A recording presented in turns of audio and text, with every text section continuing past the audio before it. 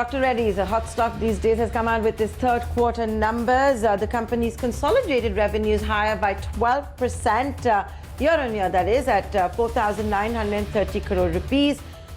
We're now being joined by Parag Agarwal, the CFO of Dr. Reddy's Laboratories, to talk more about the numbers that have been announced. Mr. Agarwal, always a pleasure talking to you. Thanks so much for joining us here on ET Now.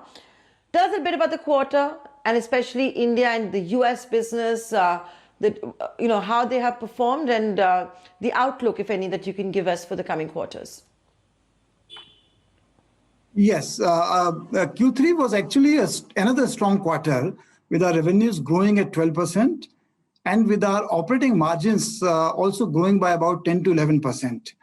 However, we took an impairment charge during the quarter, and that's because of certain events that were triggered. And in compliance with the accounting standards, we took an impairment charge. So I would say that we have had healthy profit growth and healthy revenue growth. In terms of the sources of growth, we have seen strong growth in emerging markets in double digits. If we adjust for the Forex impact, India, which is an important market, grew 26%, driven by the Work Hard portfolio that we had acquired recently. It is exceeding our internal expectations.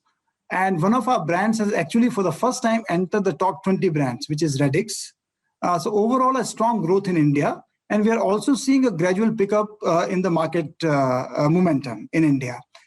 In North America, we grew by 5% overall, 9% in fact, but 4% was aided by foreign exchange impact. And the new launch momentum continues. As you know, new launches are the biggest lever of growth in North America. And we launched 5 new products during the quarter. There was, however, higher price erosion in our base business that we saw during the quarter. But overall, I think it has been a healthy growth across.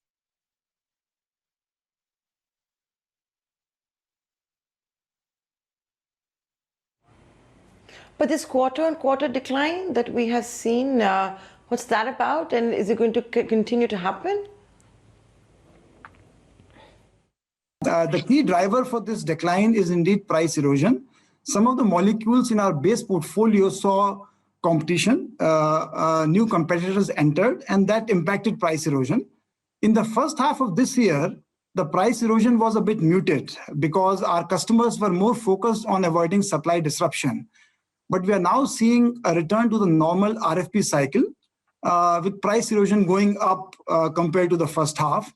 But in aggregate, we are seeing price erosion in low double digits, and it is indeed a bit moderate compared to the earlier years.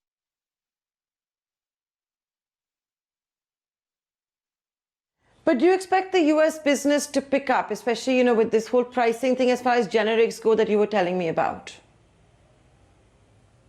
The price erosion in the generics markets, unbranded generics markets like North America and Europe, is a part of the business model. It is a fact of life.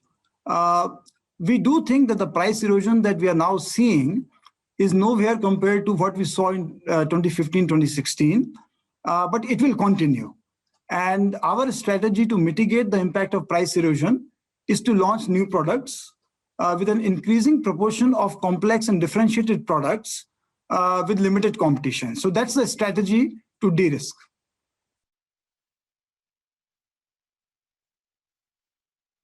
To hear all of that, and that's now how Dr. Reddy's is seeing his business in India and the US going forward. Thanks a lot, Parag, for joining us on ET Now. Ladies and gentlemen, we're going to take a short commercial break. We've got a real treat lined up for you on the other side. It's an exclusive with the second most valuable startup in India and the second most valuable edtech startup in the world.